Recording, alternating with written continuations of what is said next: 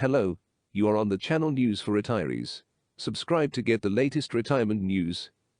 Should a health savings account take the place of an IRA or 401k?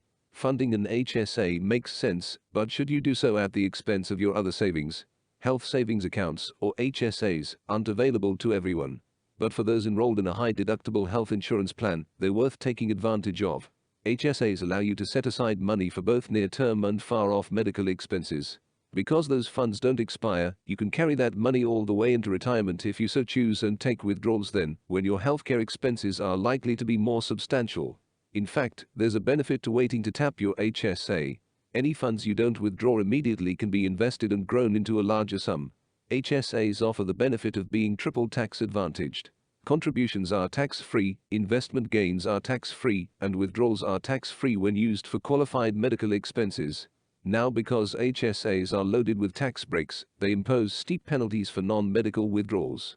But once you turn 65, you can remove funds from an HSA and use them for any purpose without being penalized. In that scenario, all that happens is that you pay taxes on the sum you withdraw.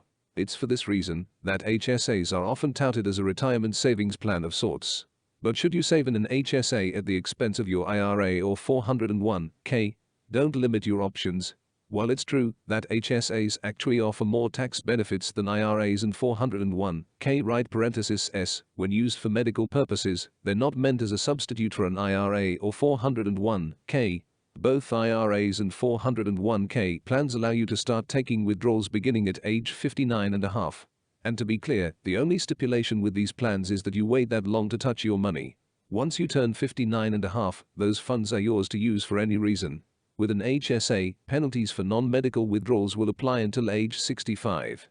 But you may want to retire earlier. Or you may have to retire earlier. A lot of people are forced out of a job prematurely by layoffs or health issues.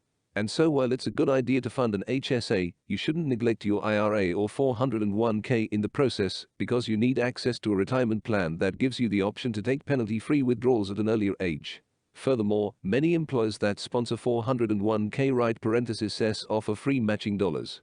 And if you're privy to that arrangement, it makes sense to capitalize on it.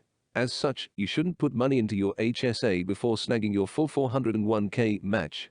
Now, IRAs don't offer matching incentives like 401k (S). But you should still make an effort to fund an IRA as well as an HSA, because ultimately, IRAs are more flexible. Manage your accounts wisely. While having money in an HSA can come in very handy during retirement, and HSAs offer a host of tax breaks, you shouldn't push your IRA or 401k savings efforts aside in favor of solely focusing on funding an HSA. But you shouldn't neglect your HSA either. These plans can work well together to provide the financial security you need in retirement, especially since healthcare could end up being your single largest expense when you're older.